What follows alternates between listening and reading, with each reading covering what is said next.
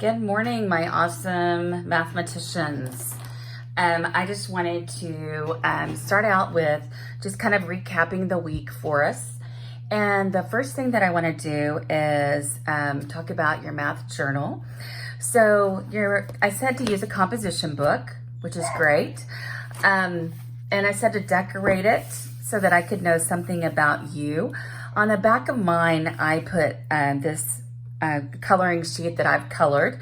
I do like to color, and so I know it sounds kind of silly, but I find it very relaxing. So I put that on the back.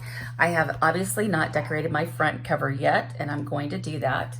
And some of those that I've used in the past, I can show you what those look like. So here's one that I did.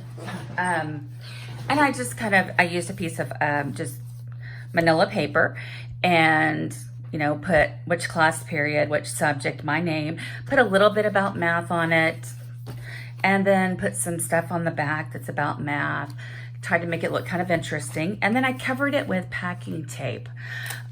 Or if you have contact paper, clear contact paper works really well. Usually if we were at school, then I would be doing that for you in the classroom, but obviously that's not happening right now. So then one of the things that we want to do is start first with a table of contents. And so hopefully you did that, and you just could have started on the first page with your table of contents. If you already numbered your pages and you just did one page for table of contents, don't worry about it. We can add more later. If you haven't, then, leave 2 pages for your table of contents in case you run out of space. And so on your table of contents, then you would obviously just label it table of contents.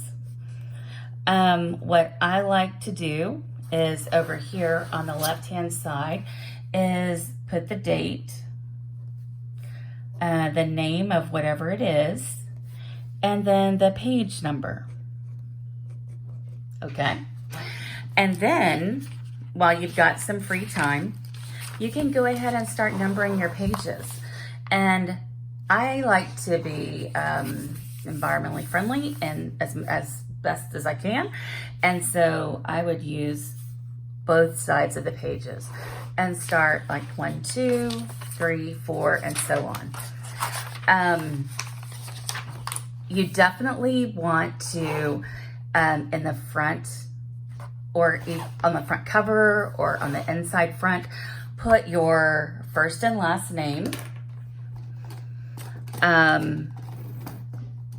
would put, 6th grade. I would put, let's see.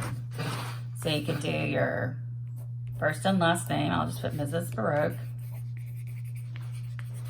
Math.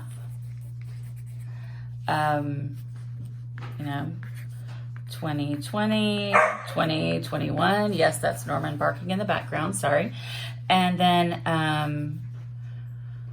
I would put the class period, whichever class period. I know you don't know that right now, and we'll put that later on. So when we get into school. So I would definitely put that in case your journal ends up in the lost and found at school somewhere, then they know where to return it. But hopefully that won't happen. Okay, so that's just a little bit about your journal. All right.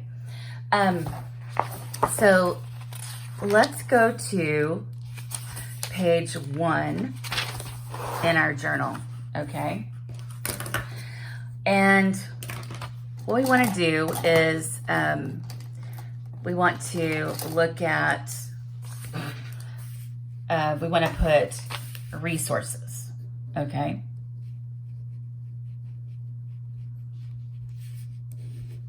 Okay, so resources being things that can help you be successful.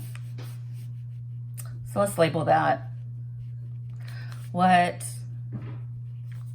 can help me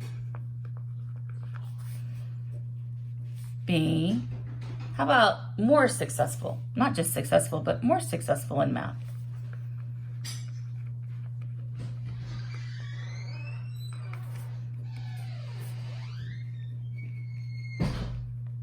Okay. So, number one, we've got your online book, right? Online textbook. Where do you access that? In Canvas. And you go to your math class. And then you go to modules, right? And then it's called Connect to Ed. Okay. Now, what if you had, what else do we have that could be helpful for us?